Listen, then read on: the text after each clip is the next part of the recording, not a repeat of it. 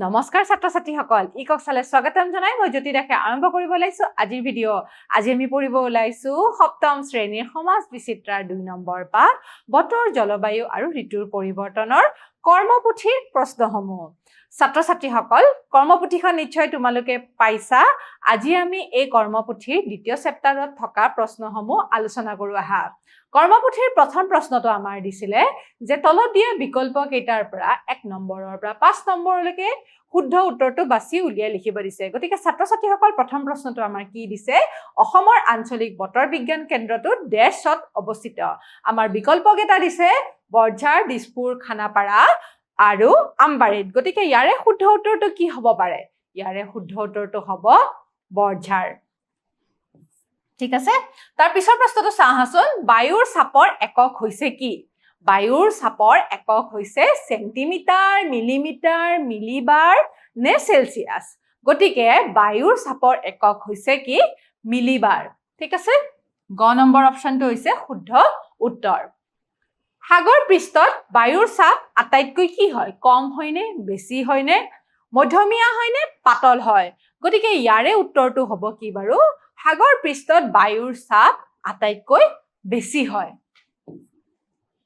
ঠিক আছে বিশ্বৰ ভিতৰতে দেশত সৰ্বাধিক বৰষুণ হয় মিজোৰাম মৌচিনৰাম দাৰ্জিলিং নে অসম গতিকে ছাত্ৰ ছাত্ৰীসকল মেঘালয়ৰ মৌচিনৰামত বিশ্বৰ সকলোতকে সৰ্বাধিক বৰষুণ হয় ঠিক আছে গতিকে শুদ্ধ উত্তৰটো হ'ব খ নম্বৰ অপচনটো 5 নম্বৰ প্ৰশ্নটো চোৱাচোন ভাৰতৰ গড় বৃষ্টিপাত কিমান গতিকে কিমান সেন্টিমিটাৰ হয় 112 118 128 আৰু 122 ভিতৰৰ ইয়াৰ বিকল্পৰ কেইটাৰ ভিতৰত কোনটো শুদ্ধ উত্তৰ হ'ব 118 গতিকে খ নম্বৰ অপচনটো হৈছে আমাৰ শুদ্ধ উত্তৰ ঠিক আছে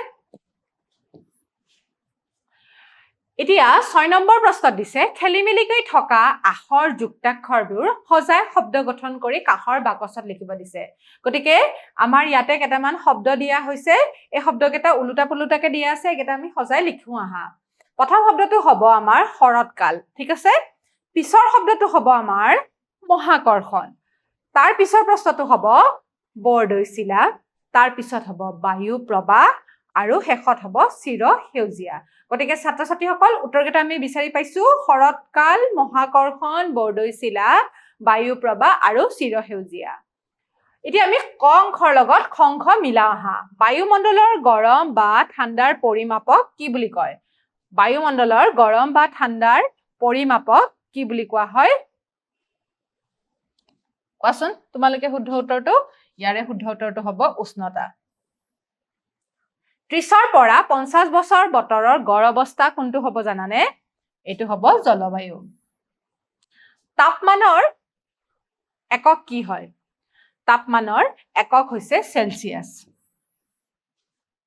নিয়ৰ আৰু কুঁৱলী পৰাৰ সময় কোনখিনি সময় হেমন্ত ঋতু জেঠ আৰু আহাৰৰ মাহটোক কি বুলি কাল বুলি কোৱা হয় গ্ৰীষ্ম কাল বুলি কোৱা হয় গতিকে ছাত্ৰ ছাত্ৰীসকল আমি ইয়াতে মিলাই দিছো তোমালোকে চোৱাচোন বায়ুমণ্ডলৰ গৰম বা ঠাণ্ডাৰ পৰিমাপক উষ্ণতা বোলে 30ৰ পৰা 50 বছৰ বতৰৰ গড় অৱস্থাক জলবায়ু বোলে তাপমানৰ এককক সেলসিয়াস বোলে নিয়ৰ আৰু কুঁৱলী পৰাৰ সময়ত হেমন্ত ঋতু বোলে জেঠ আৰু আহাৰ মাহক গ্ৰীষ্মকাল বোলে ঠিক আছে গোলকটোত পৃথিৱীৰ তাপমণ্ডলবোৰ চিহ্নিত কৰা গতিকে তাপমণ্ডলখিনি তোমালোকে জানাই গ্ৰীষ্ম মণ্ডল শীত মণ্ডল আৰু নাতিশীতোষ্ণ মণ্ডল এডাল হৈছে বিষুৱ ৰেখা ঠিক আছে গতিকে মণ্ডলকেইটা আমি এইদৰে লিখিম শীত মণ্ডল ঠিক আছে নাতিশীতোষ্ণ মণ্ডল দুইফালে আৰু এটো হৈছে গ্ৰীষ্ম মণ্ডল ঠিক আছে এইখিনি হৈছে গ্ৰীষ্ম মণ্ডল ভাগ কৰা আছে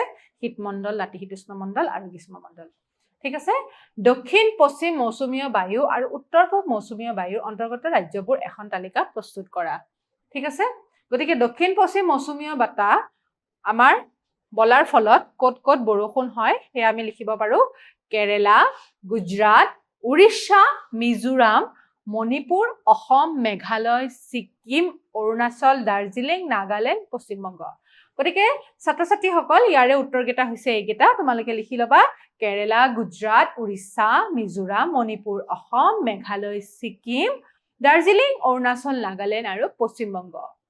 আনহাতে উত্তৰ পূব মৌচুমীয় বতাহৰ কাৰণে তামিলনাডু উপকূলীয় অঞ্চলবিলাকত বৰষুণ পৰে। ঠিক আছে? এতিয়া 10 নম্বৰ প্ৰশ্নটো চোৱাচোন। তোমালোকৰ ঠাইখনৰ 15 দিনৰ বতৰ পৰ্যবেক্ষণ কৰি কি পালা সেই সম্পৰ্কে এটা টোকা প্ৰস্তুত কৰা। গতিকে ছাত্ৰ-ছাত্ৰীসকল তোমালোকে 15 দিনৰ বতৰ পৰ্যবেক্ষণ কৰিবা, বতৰটোৰ অৱস্থা কি হয় সেয়া তোমালোকে লিখিবা। ইয়াৰে মেইন পইণ্ট কেইটা তোমালোকে লিখিব লাগিব। বায়ুৰ উষ্ণতা কিমান আছে, আজি কিমান ডিগ্ৰী চেলচিয়াছ, আৰু বতৰৰ অৱস্থাটো ফৰকাল নে সেমেকা সেইখিনি তোমালোকে লিখিব লাগিব। এটা দিনৰ তাৰিখ কেইটা লিখি ল'বা, বায়ুৰ উষ্ণতা কিমান আছে সেইটো উলিয়াই ল'বা, কিমান ডিগ্ৰী চেলচিয়াছ, আৰু বতৰৰ অৱস্থাটো কেনেকুৱা। ধৰা 35 ডিগ্ৰী যদি আছে চেলচিয়াছ, তেনেহ'লে বতৰৰ অৱস্থাটো সেইদিনাখন কি আছে, ফৰকাল নে একেবাৰে ৰদালি বতৰ নে বাৰিষা, সেইখিনি তোমালোকে এইদৰে লিখি ল'বা। ঠিক আছে? 15 দিনৰ এটাকে লিখি ল'বা। 11 নম্বৰ প্ৰশ্নটো চাওঁ আহা। বাৰিষাৰ লগত জড়িত দুটা উৎসৱৰ বিষয়ে টোকা প্ৰস্তুত কৰাৰ লগতে উৎসৱ দুটাৰ ফটো সংলগ্ন কৰিবা। গতিকে অম্বুবাচী মেলাৰ বিষয়ে তোমালোকক মই জনাইছিলোৱে। অম্বুবাচী মেলা হৈছে হিন্দু ধৰ্মৰ বাৰ্ষিক ঋতুকালীন আৰু উৰ্বৰতাৰ এক পবিত্ৰ উৎসৱ। অসমৰ গুৱাহাটীৰ নীলাচল পাহাৰত অৱস্থিত মা কামাখ্যা মন্দিৰত পালন কৰা হয়। 4 দিনীয়া এই যিটো যুগ হয়, অম্বুবাচী মেলা হয়, সেইটো পালন কৰা হয়। জনবিশ্বাস মতে অম্বুবাচী মেলাৰ পিছত মাটিৰ উৰ্বৰতা শক্তি বৃদ্ধি পায় আৰু ভূপৃষ্ঠ খেতিৰ বাবে উপযোগী হয়। গতিকে অম্বুবাচী মেলাৰ এখন চিত্ৰ তোমালোকক দেখুৱাইছো। কামাখ্যা মন্দিৰৰ চিত্ৰটো তোমালোকে দেখিছাই, তোমালোকে আহিছাও নিশ্চয়। এই কামাখ্যা মন্দিৰৰ অম্বুবাচী মেলাৰ সময়ৰ চিত্ৰ হৈছে এইখন। ঠিক আছে? আৰু এটা টোকা প্ৰস্তুত কৰো আহাচোন এই বিষয়ে।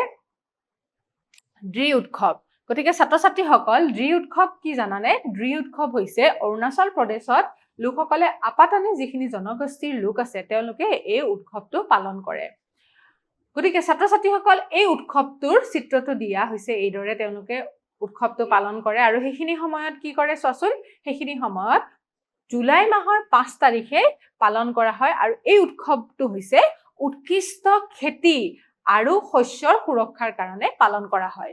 এইখিনি সময়ত মানে 5 জুলাই তাৰিখে মানে পালন কৰে। আৰু এইখিনি সময়ত এইটো কাৰণে কৰা হয়, বাৰিষা কাল আহে আৰু উৎকৃষ্ট খেতি আৰু শস্য সুৰক্ষাৰ কাৰণে এই উৎসৱটো পালন কৰা হয়। গতিকে কৰ্মপুথিত থকা প্ৰশ্নসমূহ আমি ইতিমধ্যে আলোচনা কৰিলো। আশা কৰিছো তোমালোকে বুজি পাইছা। তোমালোকে নিজ কৰ্মপুথিত এই প্ৰশ্নসমূহৰ উত্তৰসমূহ লিখি ল'বা। অহা ক্লাছত লগ পোৱাৰ আশাৰে আজিলৈ সামৰিছো। নমস্কাৰ।